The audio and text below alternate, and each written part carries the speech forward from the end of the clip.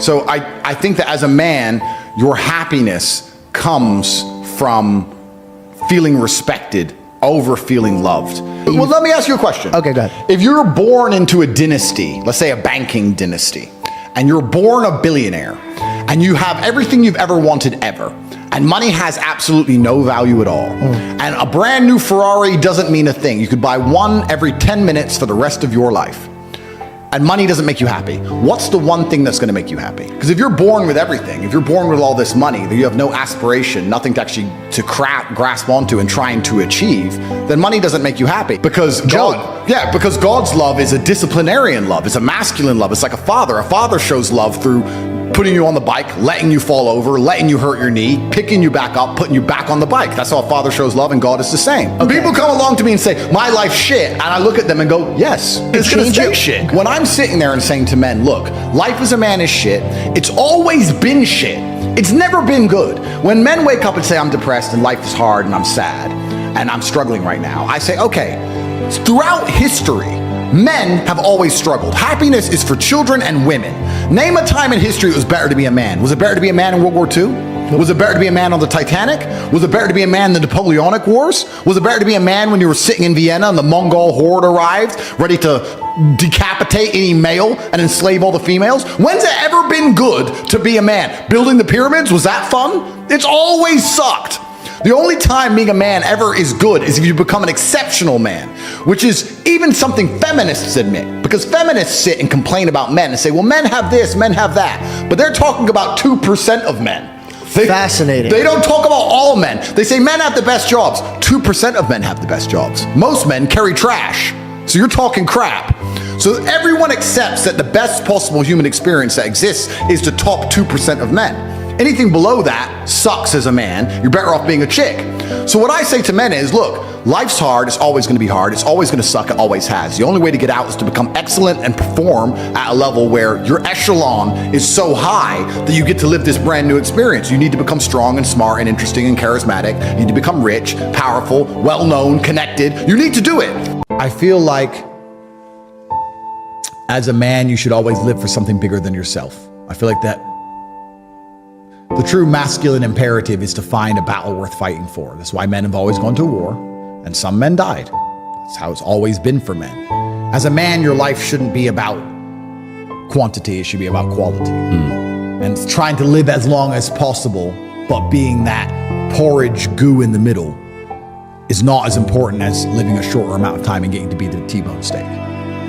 So I want people to understand that I believed I was doing the right thing, and I'm not a perfect person, and perhaps I made some mistakes, but I believed I was doing the right thing at the time, and that I don't have any regrets about it, and that I would like people to learn from my example and live true to themselves. And I think that the world can be a beautiful place when you're true to yourself. I really think that a lot of depression and a lot of sadness and a lot of discontentment with consciousness comes from the very simple fact that most men are not true to themselves. You want to fuck a bitch? Fuck a bitch. Bro, I love her. I love my girlfriend with all my heart. Yeah, I want to fuck her today. I fucked her. Boom. I don't love her. I love you. I fucked her. Sorry. Now I can pretend I'm not supposed to want to do that. I can pretend I don't want to do it. I can listen to my woman tell me that's wrong and then be told I'm immature and all this crap. I want to do what I want to do. If I want to tell a man to go away in a less polite way, I'll do it. If I want to fire a member of staff, I'll fire them on the spot. I don't care. I don't care, because I know if I don't do what I want, the resentment inside of me eats away at me. And most men are living lives not doing what they want. Please understand, they don't get to talk to the girls they want to talk to because they're not important enough. They don't get to hang around with the guys as often as they want because they have to work a job they don't like doing. They don't get to tell their woman to be quiet because she'll leave him. He doesn't get to tell his boss to go away because he'll get fired. He just sits in his car, quiet and meek, filled with rage. And the best thing about being rich and important, and I guess the truest way to be happy as a man, is to be true to yourself, which is good and bad. I get to give to charity. I have a charity, takepledge.com, and I donate millions of dollars a year to charity and feed children. I love my kids. I love my friends. I love the people around me. And if I don't like someone, I tell them to get fucked. And I say it right to their face, in their eye. And if they want to do something about it, it's up to them. And I'm prepared for that too. And I get to live true to my masculine imperatives in all ways. I don't have to sit and be fake, lie, or get along with someone. You keep it real. I keep it real. And that is why so many men are unhappy today. They don't get to keep it real. Bro, you know what I find truly amazing? There are men out there who are afraid to tell their own woman, leave me alone, I'm busy. Because she'll give him headache. Don't talk to me that way. And he's like, oh, babe, please let me just work now. No, I'm working. Leave me alone. I love you very much, but I'm working. Leave me alone. There are men who don't even get to be a man in their own house. They don't even get to be a man in their own house. No wonder you're depressed. No wonder you're miserable. I'm talking about being the king of earth. You don't want to be the king of earth. At least be the king of your house. If someone breaks into that house, you have to die to protect that woman. You're paying the bills. And you said, leave me alone for 5 minutes. And she's giving you attitude? Bro, you said don't post our location on Instagram. They want to kill me. And she's worried about her likes. Most people's lives, most dudes' relationships, their lives, they're so fucked up. They don't even realize. No wonder you're sad. Look in the mirror. Look in your own eyes. I'd be miserable if I was these people. If I have a girlfriend, that's, I guess, it's one of the best things about status. I know this is a bit off topic because you asked me how I want to be remembered, but the answer is I want to live true to my masculine imperatives. But if I have a girlfriend and I get a girlfriend, I like her very much and we're together, and I say, we're together now, you don't need Instagram. You know what she says? Cool. And deletes it. I don't have to force her. I don't have to tell her. I don't have to control her. I just say it. And she's like, yeah, because she respects me and she knows I'm worth more than any Instagram page. If you say to your chick, delete Insta, she's like, well, I want my Instagram. Get rid of her. Right, well, I mean, she needs it for some, I don't know. But I'm saying, if you're not even in, most men, I think most men desire respect. I think we all desire respect innately. But if you're not in charge of your house, and you're not in charge of your own relationship, and you're working for someone else, you're not in charge of your business, and obviously you're not in charge of the government because they're out to wreck you. Like, what are you doing? Of course you're sad. I'd rather be me and get punched in the face by the Matrix and get back up, or get punched in the face and keep smiling, but at least I have some semblance of control of my empire. At least. Most of these men haven't got anything, and that's why they're so sad, and I would hate to be remembered as one of them. But they won't be remembered at all. And that's why when they die, there'll be a number. And there's always going to be numbers and names on this planet. And the names have always had difficult lives. If you look back at any battle in history, they will say 13,000 people died. And X person. And one of them was him. Yeah. I'm going to be that guy. And avoiding all of the hardship it takes to become that guy is truly insane. Because you'll just be one of the 13,000. You'll still die. Like I said earlier about the man who doesn't want to fight things till wars go away. No, that's the reason I'm fighting this war against the Matrix, because they're coming for all of us. If any man is watching this, I may be charging at the gunfire first. I may be leading the charge and I may be getting hurt. You're somewhere at the back and you feel safe. They're coming for all of us. So at least I get to go down as a name as opposed to dying as a number. So don't worry about me dying a little bit early. Worry about yourself dying and not being remembered at all. There is no light without dark. 5,000 years ago, the Chinese drew yin and yang for a reason. They are linked. They go together. There is no such thing as a successful person without a failure. Without the failures, there's no success. You need both. For there to be winners, there has to be losers. Therefore, if God is going to give you the chance to become a successful person, He has to make it difficult. He has to lay out a gauntlet, because within that gauntlet, some people will quit and they can go become losers, which allow the people who do not quit to be winners. I think a lot of people think that my life is just running around in supercars, sleeping with girls and smoking cigars. And anyone who's around me long enough actually says, wow, Andrew, all you do is work. Of course all I do is work. I have $1 billion empire. The Matrix is trying to destroy my life. I have endless females to maintain, children to see. My entire life is work. I have to stay in prime physical condition, ready to destroy my enemies. My entire life is work. So when people want to quit, they want to give up, everybody has an excuse, nobody has any time, they will do it next week, they're a bit tired, they don't understand. That's all loser talk. You're not allowed to do that. That is part of the gauntlet. That is the off-ramp towards loserdom. You're on the highway. You're driving. There's exits all along the way to Loserville. loser town. When you're tired, when you don't feel like working, when you don't have enough time, when it's difficult, you can get off the highway anytime you want, but if you stay on the highway, you will end up a winner. If you're watching this, ask yourself a question. When's the last time you genuinely tested yourself? When's the last time you genuinely felt challenged? Win or lose, you can be a hero if you just fight. Win or lose, you can be a hero if you make the brave decision. There are so many men of history we remember who didn't even win every time. Napoleon lost. He's still famous. His name's still etched into history. You can't escape the baselines of the universe. There are some laws which can't be broken. They can't be broken. They're universal laws. You need to have the bravery about you. I don't care what happens to me in this case or any other. I know I always made the brave choice. And I can sleep in a jail cell just fine knowing I chose the brave option. I don't know how most of you are going through life never choosing the brave option.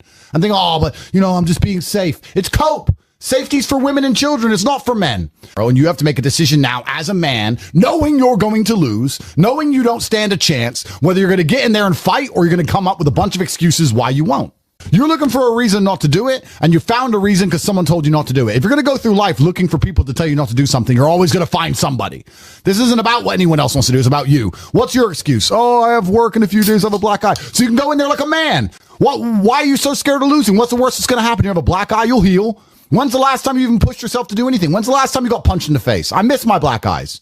The people who didn't fight, I think, got beaten worse than the ones who did, because they had to look in the mirror every single day for the next year or whatever it took for them to eventually come fight. They felt like cowards. There's nothing worse as a man than the feeling of cowardice. And the ones who fought went through the physical risk and went through the fear to make sure they didn't have to feel like a coward, because that's the worst thing a man can ever feel like. And if you're honest with yourself right now when you're watching this, a lot of you should feel like cowards. You weren't brave during COVID. You didn't get kicked off a flight. You wore your mask and you listened to your boss. You're scared of getting in a situation that you can't completely control. You don't challenge yourself. You don't test yourself. You go on the odd holiday, pretend you're rich and bang some girls, and you think that makes you a somebody. It doesn't make you a somebody. Nobody cares. You're still a loser. You're a loser. Because you've never been through the pain. All of the bad things that happen to you are the only things that are going to prevent you from being a loser. You need the difficulty. You need the suffering. I'm tired of people emailing me going, oh, this bad thing's happened to me. Good. That's why you get to be somebody who matters. All of the people whose lives go well all of the time aren't men. Men are the guys who stand up and say, this happened, this happened, this happened, this happened, and I'm still alive. We're supposed to be broken. We're supposed to be imperfect. Femininity is perfection. Masculinity is being a damaged human who is still competent and capable. You can even apply this to the way men and women look. We want women to look perfect. If a man looks perfect, women find it repulsive. They find it feminine and gay. They want you to look broken. They want you to look like someone's tried to kill you. That's what they want you to look like. They've tried to kill this man. He's covered in scars and he's big and huge, and they've tried to kill him, but he is still alive. That's the entire point. Because what you're doing, you want to go on holidays, you want to do all this garbage so you feel a tinge of it. But when's the last time you sat down and thought, I have to make this work? I have to perform. I need every single ounce of my strength and my capability and my competence to get myself in a situation where I can pull this off. When's the last time you've done it? And you're going to probably realize, if you analyze hard enough, that you may not have done it your entire adult life. You've been avoiding these kind of situations because you're scared of the consequence. And one of the worst things about this new social media or generation, everything's on camera, everything ends up on the internet. People are scared of losing their reputation, scared of losing their egos. We didn't care. We turned up and we fought. We won, we lost, but we turned up and we fought like men. Nowadays you have people sitting there going, oh, I want to fight, but I want to win, and I want the video, and I don't want to look stupid, and their ego gets in the way, and it's their ego preventing them from growing. And then, heaven forbid, they make a little bit of money on a crypto pump. Then they have to go through life trying to pretend they're something they're not, because they have money now, and they want to pretend they're a G. Oh, well, I've got money and I've got this nice car. Nobody cares. Why would they? And it's really important what you said there about putting on a suit and putting on a cigar and renting a Lambo and driving around. All of those things, and I've said this a million times, you're trying to signal that you have money. You're trying to signal that you have wealth. But money is an amplifier. It's not going to change who you are. It's only going to amplify who you are. And if you're the kind of person who will turn up to a random sports hall and fight somebody who you don't know who they are and get in there and do your absolute best to destroy that man, and if you're the kind of person who will go then on to the UFC or go on to be a kickboxing world champion because you don't give up and you keep training, and then you get rich, you have a different aura about you than the person who skips all that part and wants to look like a G. So they get the Lambo and they get the cigar and they get the suit, but they skip all the hardship. And you know what? predators and women have this amazing sense. I'll tell you something. You may be able to fool a bunch of geeks. You may be able to fool a bunch of geeks with your suit and your cigar standing around. But unless you've been through some difficult things, the men who have been through difficult things and women will smell it on you. And they'll just look at you and go, he's a poser. He's fake. And the worst thing you can do is signal to be something you're not when you're not really about it. You don't want to talk gangster. You don't want to be gangster. You don't want to pretend to be something you're not. You don't want to pretend to be wealthy and pretend to be a G, because eventually someone's going to check you. And if you're not really about it, you're going to then get either hurt, or you're going to cower, or your reputation's going to crumble. You can only fake and lie for so long. God is going to reveal the truth of us all. And the truth about you should be that you're a brave person. Money is easy, but to truly test yourself so the money has value, that's the important part, because being rich is great. But being rich without all the other accolades, without the bravery, without the struggle, without the fact that you're not afraid of anybody, without all the hard things you've been through, without all the difficulty, money alone isn't interesting. In fact, it just makes you a coward and it makes you a target. That's all it does. I'm ready to kill. I don't do this for fun. This is not a sport to me. I don't enjoy it. I hate training. I hate fighting. This is I was born for this. I have no choice. I'm in there to kill. That's it. Pain. That's all I know. Everything is war. All of it. Sitting in the commute without losing your patience is war. Trying to find a way to escape your slave job is war. Keeping your wife happy and your children inspired is war. Training to become stronger than before is war. It is all war, and it cannot be avoided. And I'll tell you why it's war, because war is two opposing sides trying to achieve the same goal. Two opposing sides want the same land or the same influence over X land. The car you want, the Ferrari, you're not the only person who wants it. The reason it's so expensive is because other people want it. The girl you want, the beautiful woman, everyone wants her. It is war. It is competition. Everything about life as a man is war. It is conflict, because you are competing against the other men who want it the same, which is why discipline is such an important thing, which is why you must take the pain and add it to the concoction to become as formidable as possible. Life is war. This idea that you can go through life as a man and avoid war is probably the biggest mistake that most men make, because it is impossible for you to achieve anything significant without war. Running a business is war. Running a hotel, running a restaurant, running an online company, it's war. Training is war. Life as a man is war. You need to wake up and view it exactly as what it is. Everything I want, other people want. Everything I desire, other men are trying to get. This is a war, and I must outcompete them.